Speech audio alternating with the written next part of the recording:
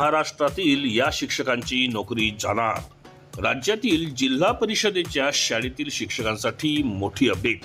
तर नमस्कार मित्रमैत्रिणींनो, आपण बघत आहात माझे यूट्यूब चॅनल एज्युकेशनल मनोहर, ज्यावर आपल्याला पाहायला मिळतात इयत्ता 5वी ते 10वीचे इंग्रजी या विषयाचे व्हिडिओज, सोबतच इंग्रजीच्या संपूर्ण ग्रामरचे व्हिडिओज आणि नागरिक आणि कर्मचारी बंधू भगिनींसाठी इन्फॉर्मेशनल म्हणजेच माहितीपर व्हिडिओज.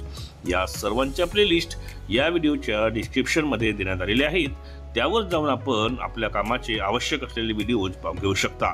तर महाराष्ट्रातील अशा काही शिक्षकांची नोकरी जाण्याची शक्यता आहे आणि त्याच्यामुळेच राज्यातील जिल्हा परिषदेच्या शिक्षकांसाठी ही एक मोठी अपडेट मानली जाऊ शकते. तर याबद्दलची सविस्तर माहिती आजच्या व्हिडिओमध्ये आपण बघून घेणार आहोत. त्यामुळेच या व्हिडिओला सुरुवात करण्यापूर्वी हे चॅनल एज्युकेशनल मनोहर यावर आपण नवीन असाल तर हे चॅनल आपण सबस्क्राईब करायला विसरू नका आणि हा व्हिडिओ बघितल्यानंतर त्याला एक लाईक आणि जास्तीत जास्त शेअर करायलाही विसरू नका. चला तर बघूया की कोणत्या शिक्षकांची महाराष्ट्रातील नोकरी जाणार. तर राज्यातील शिक्षकांसाठी एक महत्त्वाची बातमी समोर येत आहे.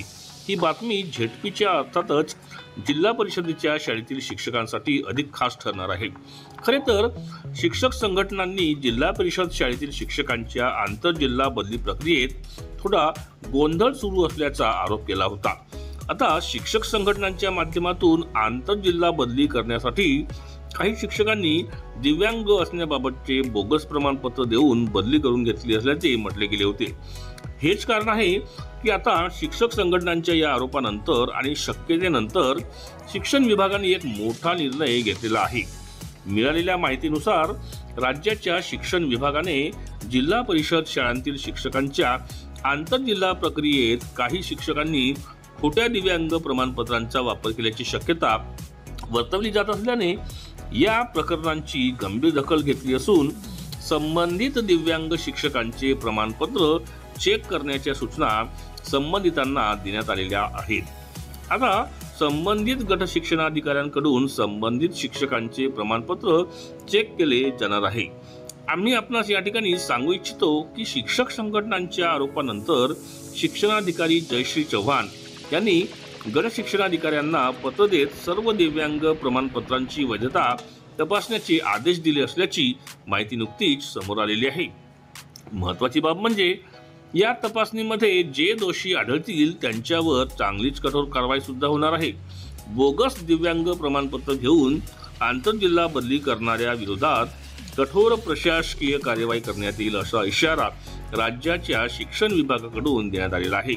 यामुळे ज्यांनी अशा प्रकारे बदली करून घेतली आहे त्या सर्व शिक्षकांचे धाबे सध्या दणाणलेले आहे. मग या हॉस्पिटलमध्ये करावी लागणार पुनर्तपासणी.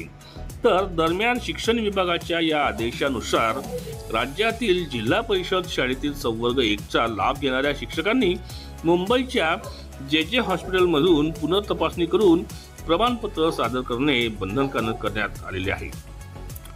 त्यामुळे बोगस प्रमाणपत्रांचा लाभ घेणाऱ्या शिक्षकांमध्ये अगदीच खळबळ उडाली आहे. तर दुसरीकडे शासनाच्या या निर्णयामुळे बदली प्रक्रियेत अधिक पारदर्शकता येणार आहे. दरम्यान बदली प्रक्रियेत बोगस दिव्यांग प्रमाणपत्र दाखवून ज्यांनी बदली केलेली आहे त्यांची बदली सुद्धा रद्द होऊ शकते अशी ही माहिती यावेळी समोर येत आहे. कारण की गट शिक्षणाधिकाऱ्यांनी आपल्या स्तरावरून सर्व संबंधितांना ही माहिती देण्याचे आदेश असून बनावट कागदपत्रांवर मिळवलेले फायदे रद्द करण्याची प्रक्रिया लवकर सुरू होणार असल्याचे संकेत यामध्ये मिळालेले आहेत.